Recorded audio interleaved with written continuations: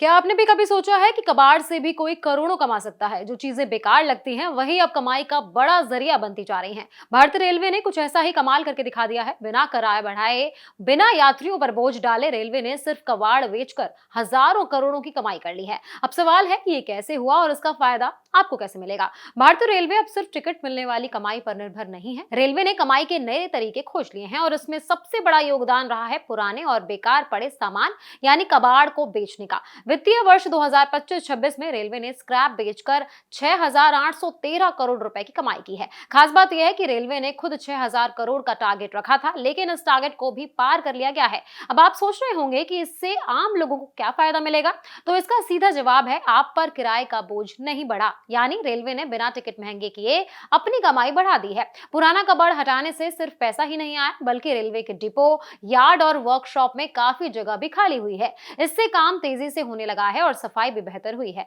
साथ ही पुराने सामान को रिसाइकल करने से पर्यावरण को भी फायदा हुआ है। रेलवे की एक और बड़ी कमाई का जरिया बना है नॉन फेयर रेवेन्यू, यानी टिकट के अलावा होने वाली कमाई। पिछले 5 साल में इस पे 168% की बढ़ोतरी हुई है। ये कमाई करीबन 290 करोड़ से बढ़कर 777 करोड़ रुपए से ज्यादा हो गई है। इसमें रेलवे स्टेशनों पर खुले जन औषधि केंद्र और प्रीमियम ब्रांड आउटलेट का बड़ा योगदान है। अभी तक 120 जन औषधि केंद्र शुरू हो चुके हैं, जहां सस्ती दवाइयां मिलती हैं। इससे यात्रियों और आम लोगों दोनों को फायदा मिल रहा है। रेलवे ने कमाई बढ़ाने के लिए कई नई सुविधाएं भी शुरू की हैं, जैसे multi level car parking, medical centre, e wheelchair, health kiosk और गेमिंग जोन। इसके अलावा प्लेटफॉर्म पर ब्रांडिंग से भी अच्छा पैसा कमाया जा रहा है। पश्चिम रेलवे ने तो एक कदम और आगे बढ़ते हुए स्टेशनों पर को वर्किंग स्पेस और डिजिटल लाउंज भी शुरू किए हैं। यहाँ यात्री वाईफाई, चार्जिंग पॉइंट और आराम से बैठकर काम करने की सुविधा ले सकते हैं। इन सभी कदमों का अब सबसे बड़ा फायदा ये हुआ है कि रेलवे स्टेशन पर साफ सफाई बेहतर हुई है, सुविधाएं बढ़ी हैं और यात्रियों का अनुभव भी पहले से ज्यादा अच्छा हो गया है।